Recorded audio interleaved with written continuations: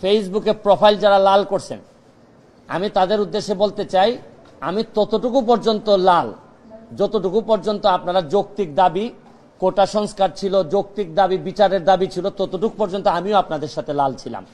কিন্তু যখন আপনারা আমার নেত্রী জননেত্রী শেখ হাসিনার পদত্যাগ দাবি করতেছেন এবং ধ্বংসলীলায় মেতে উঠেছেন, তখন আমি যেমন আপনাদের যেমন আমার নেত্রীর বিরোধিতা করার অধিকার আছে, আমারও আমার নেত্রীর পক্ষে দাঁড়ানোর অধিকার আছে। আমি এই সস্তা জনপ্রিয়তার জন্য এখানে ভাইরাল হইতে আসি নাই।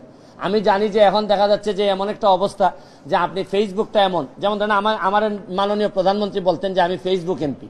আমি যদি ফেসবুক এমপি হিসাবে চিন্তা করতাম, তাহলে ফেসবুকে তো এখন পুরাটাই দখল করে রাখছে হচ্ছে গিয়ে এই জামাতের লোকজন সবচেয়ে বেশি দখল করে আছে। তা আমি এখন সরকারের বিরুদ্ধে একটা কথা বললে আমার তো বলার ক্ষমতা আছে, আমি তো স্বতন্ত্র এমপি, আমি যা ইচ্ছা সরকারের বিরুদ্ধে বলতে পারবো। তা আমি তো একেবারে এখন তো আমি মানবতাবাদী, শুধু মানবতাবাদী না, দেখতেন আমি যদি আজকে খালি সরকারের বিরুদ্ধে বলি, কালকে থেকেই সবাই বলবে যে সুমনকে আমরা প্রাইম মিনিস্টার দেখতে চাই, প্রধানমন্ত্রী দেখতে চাই। তা আমি তো ওই প্রধানমন্ত্রী হওয়ার লোভে আসি না এখানে। আমার রাইট রং বোঝার ক্ষমতা হয়েছে, আমি পড়াশোনা করে ব্যারিস্টার হয়েছি।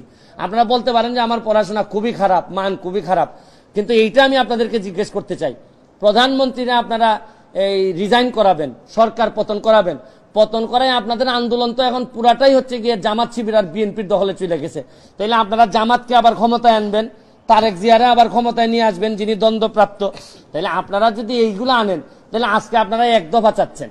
এক দফায় কি মনে করলাম যে আপনাদের এক দফায় আমি মেনে নিলাম, মাননীয় প্রধানমন্ত্রীকে বললাম যে আপনি কি করেন, পদত্যাগ করেন, ছাত্ররা মারা যাচ্ছে, এই নেশে আমরা বললাম তারে, স্বতন্ত্র এমপি হিসাবে আমি তারে বললাম।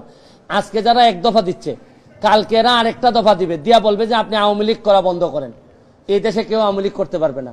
2 দিন পরে বলবে যে এই দেশে মুক্তিযুদ্ধের চেতনা থাকবে না। এরা একটার পর একটা দফা তো আপনি যদি সব সারেন্ডার করে মেনে নেন, তাহলে আমরা যাব কোথায়? আমি তো কোনো সংঘাত চাই না, আমি তো কোনো ধরনের সংঘাত, একটা প্রাণহানিরও আমি কোনোভাবেই পক্ষে না। যতগুলা ছাত্র মারা গেছে তাদের প্রতিটা ছাত্রের আত্মার মাগফিরাত কামনা করা এবং বিচারের ব্যবস্থা করার জন্য আমি সবচেয়ে, শুনেন এখন হয়েছে কি, দুর্নীতির বিরুদ্ধে যুদ্ধ তো নাই, এখন তো নতুন আরেক যুদ্ধ তৈরি হয়েছে। দুর্নীতির বিরুদ্ধে যুদ্ধ শেষ, দুর্নীতিবাজ যাতে যে যার মতো করে সেফ আছে, অনেক দুর্নীতিবাজ হয়তো দেশ ছেড়ে দিবে, এদের তো কোনো ঝামেলা নাই। মরবে হচ্ছে গিয়ে যে যারা এই না দুর্নীতি করছে, না এরা এই যে সহজ সরল জীবনযাপন চাইছে, তারাই এখন বিপদগ্রস্ত বেশি।